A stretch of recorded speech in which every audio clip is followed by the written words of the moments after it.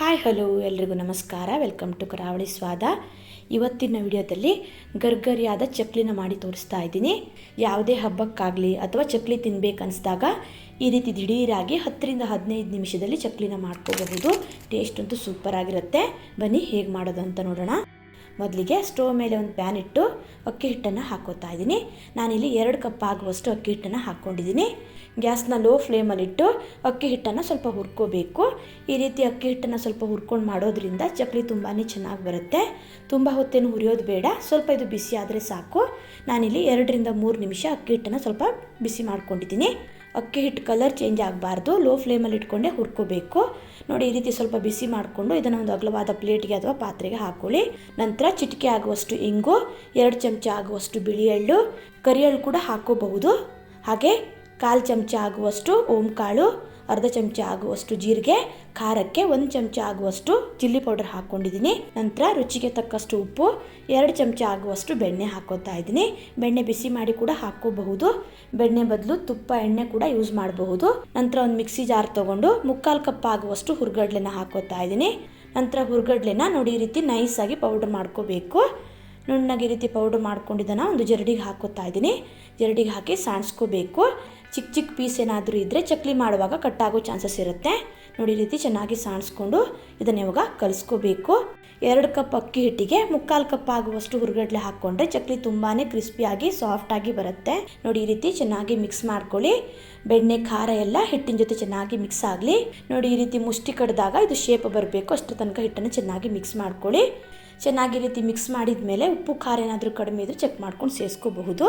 ನಂತರ ಸ್ವಲ್ಪ ನೀರು ಹಾಕ್ಕೊಂಡು ಹಿಟ್ಟನ್ನು ಚೆನ್ನಾಗಿ ಕಲಿಸ್ಕೋಬೇಕು.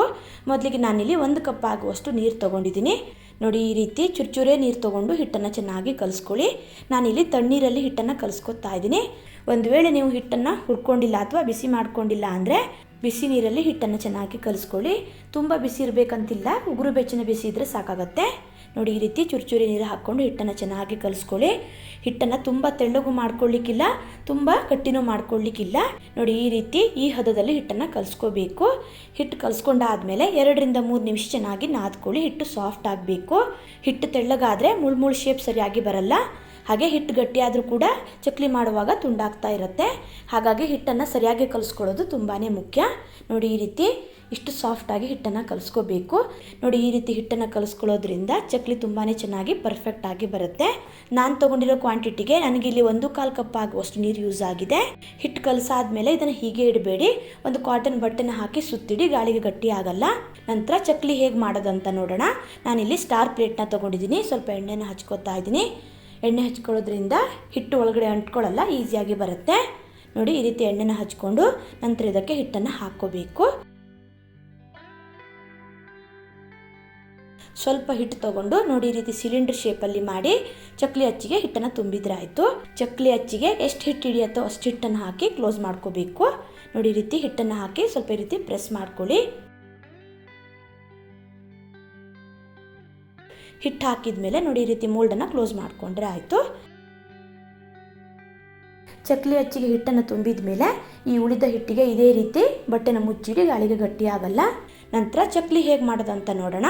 ನಾನಿಲ್ಲಿ ಒಂದು ಪ್ಲೇಟ್ ಮೇಲೆ ಈ ರೀತಿಯಾದ ಒಂದು ಪ್ಲಾಸ್ಟಿಕ್ ಶೀಟನ್ನು ಇಟ್ಟಿದ್ದೀನಿ. ಪ್ಲಾಸ್ಟಿಕ್ ಶೀಟ್ ಬದಲು ಬಟರ್ ಪೇಪರ್, ಬಾಳೆ ಎಲೆ ಮೇಲೂ ಕೂಡ ಮಾಡ್ಕೋಬಹುದು. ನಂತರ ಚಕ್ಲಿ ಅಚ್ಚನ್ನು ಪ್ರೆಸ್ ಮಾಡ್ತಾ ನೋಡಿ, ಈ ರೀತಿ ನಿಧಾನಕ್ಕೆ ರೌಂಡ್ ಹಾಕಿ ಚಕ್ಲಿನ ಮಾಡಿಕೊಂಡ್ರೆ ಆಯಿತು. ನಿಮಗೆ ಎಷ್ಟು ರೌಂಡ್ ಬೇಕೋ ಅಷ್ಟು ರೌಂಡಲ್ಲಿ ಚಕ್ಲಿನ ಮಾಡ್ಕೊಳ್ಳಿ. ನಾನಿಲ್ಲಿ 3ರಿಂದ 4 ರೌಂಡ್ ಆಗುವಷ್ಟು ಚಕ್ಲಿನ ಮಾಡ್ಕೊಂಡಿದ್ದೀನಿ. ನೋಡಿ, ಎಷ್ಟು ಚೆನ್ನಾಗಿ ಬಂದಿದೆ ಅಂತ. ನೋಡಿ, ಈ ರೀತಿ ಚಕ್ಲಿ ಮಾಡ್ಕೊಳ್ಳುವಾಗ ಒಂದು ಚೂರು ಕಟ್ಟಾಗ್ತಾ ಇಲ್ಲ. ಮುಳ್ಳು ಶೇಪ್ ಕೂಡ ಎಷ್ಟು ಚೆನ್ನಾಗಿ ಬಂದಿದೆ ನೋಡಿ. ಒಂದು ವೇಳೆ ನೀವು ಚಕ್ಲಿ ಮಾಡುವಾಗ ಕಟ್ಟಾಗ್ತಾ ಇದೆ, ಸರಿಯಾಗಿ ಬರ್ತಾ ಇಲ್ಲ ಅಂತಂದರೆ ಹಿಟ್ಟು ಗಟ್ಟಿಯಾಗಿರುತ್ತೆ. ಸ್ವಲ್ಪ ನೀರು ಹಾಕ್ಕೊಂಡು ಹಿಟ್ಟನ್ನು ಚೆನ್ನಾಗಿ ಕಲಿಸ್ಕೊಳ್ಳಿ. ಹಾಗೆ ಒಂದೇ ಸಲ ಜಾಸ್ತಿ ಚಕ್ಲಿನ ಮಾಡಿಟ್ಕೊಳ್ಳಿಕ್ಕೆ ಹೋಗಬೇಡಿ. ಸ್ವಲ್ಪ ಮಾಡಿಕೊಂಡು ಎಣ್ಣೆಯಲ್ಲಿ ಫ್ರೈ ಮಾಡ್ಕೊಳ್ಳಿ. ಚಕ್ಲಿ ಎಣ್ಣೆಯಲ್ಲಿ ಫ್ರೈ ಆಗ್ತಿರುವಾಗಲೇ ಈ ರೀತಿ ಸ್ವಲ್ಪ ಚಕ್ಲಿನ ಮಾಡ್ಕೋಬಹುದು. ಒಂದೇ ಸಲ ಜಾಸ್ತಿ ಮಾಡಿಕೊಂಡ್ರೆ ಗಾಳಿಗೆ ಗಟ್ಟಿಯಾಗಿ ಚಕ್ಲಿ ಗಟ್ಟಿಯಾಗಿಬಿಡತ್ತೆ. ನೋಡಿ, ನಾನಿಲ್ಲಿ ಸ್ವಲ್ಪ ಚಕ್ಲಿನ ಮಾಡ್ಕೊಂಡಿದ್ದೀನಿ. ಇದನ್ನು ಇವಾಗ ಎಣ್ಣೆಯಲ್ಲಿ ಫ್ರೈ ಮಾಡ್ಕೋಬೇಕು. ಚಕ್ಲಿ ಎಣ್ಣೆಯಲ್ಲಿ ಬಿಡುವಾಗ ನೋಡಿ, ಈ ರೀತಿ ದೋಸೆ ಸಟ್ಟುಗ ಅಥವಾ ಕೈಯಿಂದನೂ ಕೂಡ ಬಿಡಬಹುದು. ಎಣ್ಣೆ ಮೀಡಿಯಮ್ ಆಗಿ ಕಾದ್ಮೇಲೆ ನೋಡಿ, ಈ ರೀತಿ ಒಂದೊಂದೇ ಚಕ್ಲಿನ ಎಣ್ಣೆಯಲ್ಲಿ ಬಿಟ್ಟರೆ ಆಯಿತು. ಎಣ್ಣೆ ಜಾಸ್ತಿ ಕಾಯಿಸ್ಕೊಳ್ಳಿಕ್ಕೆ ಹೋಗಬೇಡಿ. ಹಾಕಿದ ತಕ್ಷಣ ಕಪ್ಪಗಾಗತ್ತೆ, ಒಳಗಡೆ ಸರಿಯಾಗಿ ಬೇಯಲ್ಲ. ಹಾಕಿದ ತಕ್ಷಣ ತಿರ್ಗಿಸ್ಲಿಕ್ಕೆ ಹೋಗಬೇಡಿ. 1 ನಿಮಿಷ ಆದಮೇಲೆ ನೋಡಿ ಈ ರೀತಿ ಮಗ್ಚಾಕ್ತಾನೆ ಫ್ರೈ ಮಾಡ್ಕೊಳ್ಳಿ.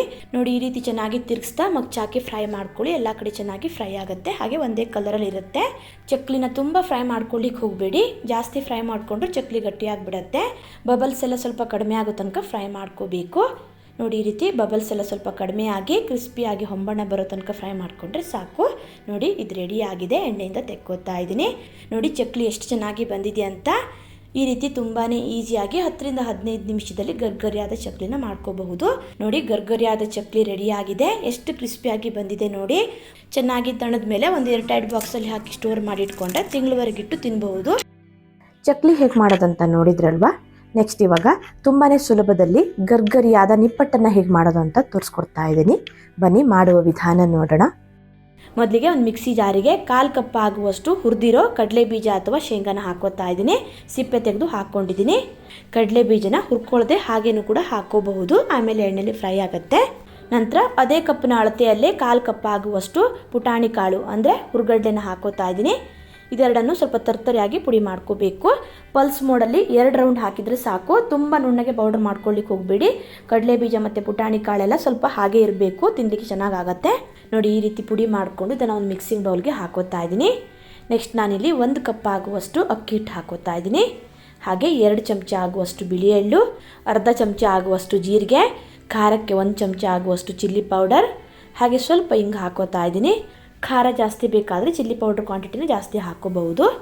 ನಂತರ ಚಿಕ್ಕದಾಗಿ ಕಟ್ ಮಾಡಿರೋ ಸ್ವಲ್ಪ ಕರಿಬೇವು, ರುಚಿಗೆ ತಕ್ಕಷ್ಟು ಉಪ್ಪು, 2 ಚಮಚ ಆಗುವಷ್ಟು ಎಣ್ಣೆ ಹಾಕೋತಾ ಇದ್ದೀನಿ. ನಾನಿಲ್ಲಿ ಎಣ್ಣೆನ ಬಿಸಿ ಮಾಡಿ ಹಾಕ್ತಾ ಇಲ್ಲ, ಹಾಗೆಯೇ ಹಾಕ್ಕೊಂಡಿದ್ದೀನಿ.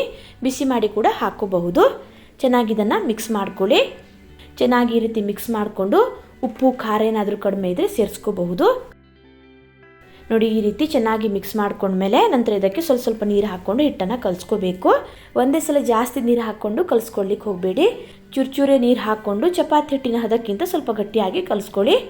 ನಾನಿಲ್ಲಿ ನಿಪ್ಪಟ್ಟಿಗೆ ಮೈದಾ ಹಿಟ್ಟು ರವೆ ಏನು ಹಾಕೋತಾ ಇಲ್ಲ. ಬರೀ ಅಕ್ಕಿ ಹಿಟ್ಟನ್ನು ಹಾಕಿ ನಿಪ್ಪಟ್ಟನ್ನು ಮಾಡಿ ತೋರಿಸ್ತಾ ಇದ್ದೀನಿ. ತುಂಬಾ ಚೆನ್ನಾಗಿ ಬರುತ್ತೆ. ನೋಡಿ ಈ ರೀತಿ ಸ್ವಲ್ಪ ನೀರು ಹಾಕ್ಕೊಂಡು ಹಿಟ್ಟನ್ನು ಚೆನ್ನಾಗಿ ಕಲಿಸ್ಕೊಳ್ಳಿ. ತೆಳ್ಳಗೆ ಮಾಡಿ ಹಿಟ್ಟನ್ನು ಕಲಿಸ್ಕೊಳ್ಳಿಕ್ಕೆ ಹೋಗಬೇಡಿ. ಚಪಾತಿ ಹಿಟ್ಟಿನ ಹದಕ್ಕಿಂತ ಸ್ವಲ್ಪ ಗಟ್ಟಿಯಾಗಿ ಕಲಿಸ್ಕೋಬೇಕು. ಹಿಟ್ಟು ತೆಳ್ಳಗೆ ಮಾಡಿ ಕಲಿಸ್ಕೊಂಡ್ರೆ ಎಣ್ಣೆಲಿ ಬಿಟ್ಟಿದ ತಕ್ಷಣ ಉಬ್ಕೊಳ್ಳೋ ಚಾನ್ಸಸ್ ಇರುತ್ತೆ. ಹಾಗೆ ತುಂಬ ಗಟ್ಟಿಯಾಗಿ ಕಲಿಸ್ಕೊಂಡ್ರೆ ನಿಪ್ಪಟ್ಟು ತುಂಬ ಗಟ್ಟಿಯಾಗಿ ಬಿಡುತ್ತೆ. ನೋಡಿ ಈ ರೀತಿ ಈ ಕನ್ಸಿಸ್ಟೆನ್ಸಿಲಿ ಹಿಟ್ಟನ್ನು ಚೆನ್ನಾಗಿ ಕಲಿಸ್ಕೋಬೇಕು. ಆವಾಗಲೇ ನಿಪ್ಪಟ್ಟು ಪರ್ಫೆಕ್ಟಾಗಿ ಬರುತ್ತೆ. ನೋಡಿ ಈ ರೀತಿ ಹಿಟ್ಟನ್ನು ಕಲಿಸ್ಕೊಂಡಾದಮೇಲೆ ನೆಕ್ಸ್ಟ್ ಇವಾಗ ನಿಪ್ಪಟ್ಟು ಹೇಗೆ ಮಾಡೋದಂತ ನೋಡೋಣ. ನಿಪ್ಪಟ್ಟು ಮಾಡಲಿಕ್ಕೆ ನಾನಿಲ್ಲಿ ಒಂದು ಪ್ಲಾಸ್ಟಿಕ್ ಶೀಟ್ನ ತೊಗೊಂಡಿದ್ದೀನಿ. ಅದಕ್ಕೆ ಸ್ವಲ್ಪ ಎಣ್ಣೆನ ಹಚ್ಕೋತಾ ಇದ್ದೀನಿ. ಎಣ್ಣೆ ಹಚ್ಕೊಳ್ಳೋದ್ರಿಂದ ಹಿಟ್ಟು ಅಂಟ್ಕೊಳ್ಳಲ್ಲ, ಈಸಿಯಾಗಿ ತೆಗಿಬಹುದು. ಪ್ಲಾಸ್ಟಿಕ್ ಶೀಟ್ ಬದಲು ಬಟರ್ ಪೇಪರ್ ಕೂಡ ಯೂಸ್ ಮಾಡಬಹುದು. ನಂತರ ನೋಡಿ ಕಲಸಿಟ್ಕೊಂಡಿರೋ ಹಿಟ್ಟನ್ನು ಇದರ ಮೇಲೆ ಇಟ್ಟು ಕೈಯಿಂದ ನೋಡಿ ಈ ರೀತಿ ಸ್ವಲ್ಪ ಫ್ಲ್ಯಾಟ್ ಮಾಡ್ಕೋಬೇಕು. ನೋಡಿ ಹೀಗೆ ಫ್ಲ್ಯಾಟ್ ಮಾಡಿಕೊಂಡು ನಂತರ ಇದನ್ನು ಲಟ್ಸ್ಕೊಂಡ್ರೆ ಆಯಿತು. ತುಂಬ ತೆಳ್ಳಗೆ ಮಾಡಿ ಲಟ್ಸ್ಕೊಳ್ಳಿಕ್ಕಿಲ್ಲ, ಹಾಗೆ ತುಂಬ ದಪ್ಪ ಮಾಡಿ ಕೂಡ ಲಟ್ಸ್ಕೋಬಾರ್ದು. ಮೀಡಿಯಮ್ ಆಗಿ ಲಟ್ಸ್ಕೊಂಡ್ರೆ ಆಯಿತು. ನೋಡಿ ಇಷ್ಟು ದಪ್ಪ ಮಾಡಿ ಲಟ್ಸ್ಕೋಬೇಕು. ತೆಳ್ಳಗೆ ಮಾಡಿ ಲಟ್ಸ್ಕೊಂಡ್ರೆ ಉಬ್ಕೊಳ್ಳೋ ಚಾನ್ಸಸ್ ಇರುತ್ತೆ. ನೋಡಿ ಈ ರೀತಿ ಸ್ವಲ್ಪ ದಪ್ಪ ಮಾಡಿ ಲಟ್ಸ್ಕೋಬೇಕು. ತುಂಬ ದಪ್ಪ ಮಾಡಿ ಲಟ್ಸ್ಕೊಂಡ್ರೆ ಒಳಗಡೆ ಎಲ್ಲ ಸರಿಯಾಗಿ ಬೇಯಲ್ಲ. ನೋಡಿ ಇಷ್ಟು ದಪ್ಪ ಮಾಡಿ ಲಟ್ಸ್ಕೊಂಡ್ರೆ ಪರ್ಫೆಕ್ಟಾಗಿ ಬರುತ್ತೆ. ನಂತರ ಇದನ್ನು ಒಂದು ಬೌಲ್ ಅಥವಾ ಡಬ್ಬದ ಮುಚ್ಚಳನ ತೊಗೊಂಡು ನೋಡಿ ಹೀಗೆ ಕಟ್ ಮಾಡ್ಕೋಬೇಕು. ಈ ರೀತಿ ಮಾಡ್ಕೊಳ್ಳೋದ್ರಿಂದ ಎಲ್ಲ ನಿಪ್ಪಟ್ಟು ಒಂದೇ ಸೈಜಲ್ಲಿ ಇರುತ್ತೆ, ಹಾಗೆ ನೋಡಲಿಕ್ಕೂ ಚೆನ್ನಾಗಿರುತ್ತೆ. ನೋಡಿ ಈ ರೀತಿ ಕಟ್ ಮಾಡ್ಕೊಂಡಾದಮೇಲೆ ಸೈಡಲ್ಲಿ ಉಳಿದಿರೋ ಈ ಎಕ್ಸ್ಟ್ರಾ ಹಿಟ್ಟನ್ನೆಲ್ಲ ಇದೇ ರೀತಿ ಲಟ್ಸ್ಕೊಂಡು ನಿಪ್ಪಟ್ಟನ್ನು ಮಾಡಿಕೊಂಡ್ರೆ ಆಯಿತು. ನೋಡಿ ನಿಪ್ಪಟ್ಟನ್ನು ಇಷ್ಟು ದಪ್ಪ ಮಾಡ್ಕೋಬೇಕು. ತುಂಬ ತೆಳ್ಳಗೂ ಅಲ್ಲ ದಪ್ಪನೂ ಅಲ್ಲ, ಮೀಡಿಯಮ್ ಆಗಿ ಮಾಡಿಕೊಂಡ್ರೆ ಆಯಿತು. ಇದನ್ನು ಇವಾಗ ಎಣ್ಣೆಲಿ ಫ್ರೈ ಮಾಡ್ಕೋಬೇಕು. ಇದೇ ರೀತಿ ನಾನಿಲ್ಲಿ ಸ್ವಲ್ಪ ನಿಪ್ಪಟ್ಟನ್ನು ಮಾಡಿಟ್ಕೊಂಡಿದ್ದೀನಿ. ನಂತರ ಇದನ್ನು ಎಣ್ಣೆಯಲ್ಲಿ ಒಂದೊಂದಾಗಿ ಬಿಟ್ಟು ಫ್ರೈ ಮಾಡಿಕೊಂಡ್ರೆ ಆಯಿತು. ಆಲ್ರೆಡಿ ಎಣ್ಣೆನ ಕಾಯ್ಲಿಕ್ಕೆ ಇಟ್ಟಿದ್ದೆ. ಎಣ್ಣೆ ಮೀಡಿಯಮ್ ಆಗಿ ಕಾಯಿಸ್ಕೊಂಡು ಒಂದೊಂದು ನಿಪ್ಪಟ್ಟನ್ನು ಎಣ್ಣೆಲಿ ಬಿಟ್ಟು ಫ್ರೈ ಮಾಡಿಕೊಂಡ್ರೆ ಆಯಿತು. ನಾನು ತೊಗೊಂಡಿರೋ ಎಣ್ಣೆ ಬಂಡಿಯಲ್ಲಿ ಒಂದೇ ಸಲ 3 ರಿಂದ 4 ಆಗುವಷ್ಟು ನಿಪ್ಪಟ್ಟನ್ನು ಫ್ರೈ ಮಾಡ್ಕೋಬಹುದು. ಹಾಕಿದ ತಕ್ಷಣ ತಿರ್ಗಿಸ್ಲಿಕ್ಕೆ ಹೋಗ್ಬಿಡಿ. 1 ನಿಮಿಷ ಆದಮೇಲೆ ನೋಡಿ ಈ ರೀತಿ ತಿರ್ಗಿಸ್ತಾನೆ ಚೆನ್ನಾಗಿ ಫ್ರೈ ಮಾಡ್ಕೊಳ್ಳಿ. ಎಲ್ಲ ಕಡೆ ಚೆನ್ನಾಗಿ ಫ್ರೈ ಆಗಲಿ. ಗ್ಯಾಸ್ನ ಮೀಡಿಯಮ್ ಫ್ಲೇಮಲ್ಲಿ ಇಟ್ಕೊಂಡೆ ಫ್ರೈ ಮಾಡ್ಕೊಳ್ಳಿ. ಹೈ ಫ್ಲೇಮಲ್ಲಿ ಇಟ್ಟರೆ ಹೊರಗಡೆಯಿಂದ ಬೇಗ ಕಪ್ಪಗಾಗುತ್ತೆ, ಒಳಗಡೆ ಸರಿಯಾಗಿ ಬೇಯಲ್ಲ. ಕ್ರಿಸ್ಪಿಯಾಗಿ ಹೊಂಬಣ್ಣ ಬರೋ ತನಕ ಇದನ್ನು ಫ್ರೈ ಮಾಡ್ಕೋಬೇಕು. ಬಬಲ್ಸ್ ಎಲ್ಲ ಕಡಿಮೆ ಆಗೋ ತನಕ ಫ್ರೈ ಮಾಡ್ಕೋಬೇಕು. ನೋಡಿ ಈ ರೀತಿ ಬಬಲ್ಸ್ ಎಲ್ಲ ಕಡಿಮೆ ಆಗಿ ಕ್ರಿಸ್ಪಿಯಾಗಿ ಹೊಂಬಣ್ಣ ಬರೋ ತನಕ ಫ್ರೈ ಮಾಡಿಕೊಂಡು ಎಣ್ಣೆಯಿಂದ ತೆಗೆದ್ರೆ ಆಯಿತು. ನೋಡಿ ಒಂದು ಚೂರು ಉಬ್ಕೊಳ್ಳದೆ ಎಷ್ಟು ಚೆನ್ನಾಗಿ ಪರ್ಫೆಕ್ಟಾಗಿ ಬಂದಿದೆ ಅಂತ. ಈ ರೀತಿ ತುಂಬಾ ಈಸಿಯಾಗಿ ನಿಪ್ಪಟ್ಟನ್ನು ಮಾಡ್ಕೋಬಹುದು. ನೋಡಿ ನಿಪ್ಪಟ್ಟು ರೆಡಿ ಆಗಿದೆ. ಹೇಗೆ ಬಂದಿದೆ ಅಂತ ತೋರಿಸ್ತಾ ಇದ್ದೀನಿ. ನೋಡಿ ಎಷ್ಟು ಕ್ರಿಸ್ಪಿಯಾಗಿ ಬಂದಿದೆ ಅಂತ. ಮೈದಾ ರವೆ ಏನು ಹಾಕೋಬೇಕಂತಿಲ್ಲ, ಕೇವಲ ಅಕ್ಕಿ ಹಿಟ್ಟನ್ನು ಹಾಕಿ ನೋಡಿ ಈ ರೀತಿ ತುಂಬಾ ಗರ್ಗರಿಯಾದ ಪರ್ಫೆಕ್ಟ್ ಆದ ನಿಪ್ಪಟ್ಟನ್ನು ಮಾಡ್ಕೋಬಹುದು. ವಿಡಿಯೋ ಇಷ್ಟ ಆದರೆ ಲೈಕ್, ಶೇರ್, ಕಮೆಂಟ್ ಹಾಗೆ ಸಬ್ಸ್ಕ್ರೈಬ್ ಮಾಡೋದನ್ನು ಮರಿಬೇಡಿ. ಮತ್ತೆ ಸಿಗ್ತೀನಿ ಹೊಸ ವಿಡಿಯೋದೊಂದಿಗೆ. ಧನ್ಯವಾದಗಳು.